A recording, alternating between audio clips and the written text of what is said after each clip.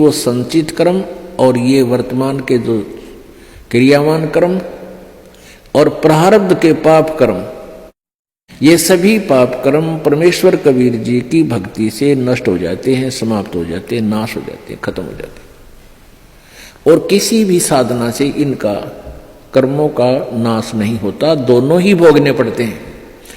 संचित भी न्यो के न्यो रहेंगे, डिपॉजिट, संचित माने डिपॉजिट, पहले के जन्म जन्मांतर के आपके बैंक भरे पड़े हैं वहां भगवान के दरबार में। पापों का अकाउंट और पुण्यों का अलग अलग होता है। तो इस प्रकार हमने इस परमात्मा की सत्साधना से अपना मोक्ष करवाना है। अब जैसे कर्म करेगा ऐसा ही फल देगा भगवान, तो इस विधान से तो हम कभी भी पार नहीं हो सकते। और जो ये विधान इन अज्ञानी संतों ने बना रखा है कि जो भी तेरे भाग्य में है वो तो भोगना ही पड़ेगा, इस विधान से भी हम पार नहीं हो सकते। एक इन्होंने विधान बताया है, जैसे देवी भागवत में आप जी ने पढ़ा था कि बृहस्पति जी जो देवताओं के गुरु हैं और इन्होंने ब्रह्मा जी से ज्ञान प्राप्त है, तो वो कह रहे हैं कि जैसा भी जिसका पुण्य है पाप है वो भोगने से अक्षीण होगा। दुख आपके ऊपर आ रहे हैं तो आपके पाप कम हो रहे हैं, आपके पाप नाश हो रहे हैं दुख भोग के, और पुण्य आपको मिल रहे हैं तो आपको सुख प्राप्त है तो आपके पुण्य नाश हो रहे हैं उन सुखों को भोग के। ये प्रोसीजर है इन तत्व ज्ञानहीन ऋषि महर्षियों और प्राणियों का। अगर इस विधान से हम चले तो कभी सुख नहीं हो सकता और कभी मोक्ष नहीं हो सकता। सुख भी भोगे खत्म होंगे और पाप भी भोगने से समाप्त होंगे, तो कभी नहीं हो सकते, क्योंकि हम एक दिन में करोड़ों पाप करके विश्राम लेते हैं और पुण्य होता ही नहीं, क्योंकि वह साधना शास्त्र विरुद्ध होने से, उस शास्त्र विरुद्ध साधना जो वर्तमान में चल रही है, पहले तो चलो शास्त्र अनुकूल साधना करते थे, ओम नाम का जाप था और यज्ञ हवन किया करते थे, और भी फिर भी वो अनकम्प्लीट थी, फिर भी उनका कुछ आंशिक लाभ अवश्य था। अब तो हम आगे जय गणेश देवा माता थारी पार्वती पिता माँ देवा ये आप बना के गाने लागे, आप ही अपने हिसाब से ओम नमः शिवाय ये मंत्र बना लिए, ये कहीं मंत्र नहीं है किसी भी शास्त्र में।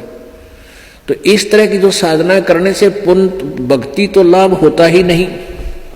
वैसे कोई दान पुण्य हम करते हैं, चींटियों को दाने डाल दिए, पक्षियों को दाने डाल दिए, किधर भंडारे कर दिए, वो पुण्य आपको अलग से लिख दिए जाएंगे, आपके वो भी मिलेंगे, लेकिन मोक्ष नहीं हो पाएगा, क्योंकि वो शास्त्र विरुद्ध साधना होने से मोक्षदायक नहीं है। ना कोई सिद्धि हो, ना गति हो, ना ही कोई सुख हो।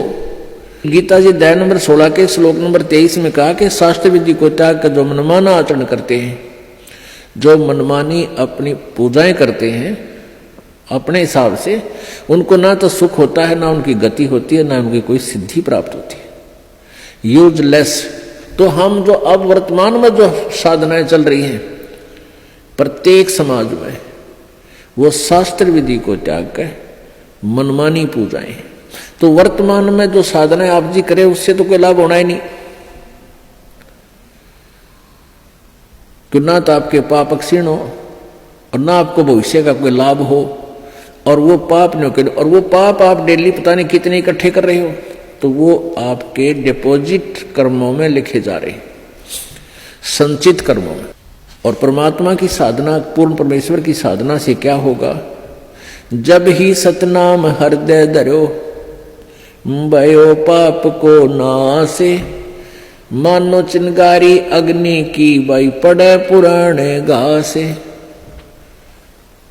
जब ही सतनाम हृदय धरो, जब आप सच्चे मन से सतनाम का जाप करना प्रारंभ कर देते हो, आपके संचित कर्मों में ऐसे आग लग जाती है जैसे 1000 टन सूखा घास फूस पड़ा हो और उसमें एक चिंगारी माचिस की तिल्ली लगा दी जावे। वो पूरे घास को जलाकर ढेर कर देती है,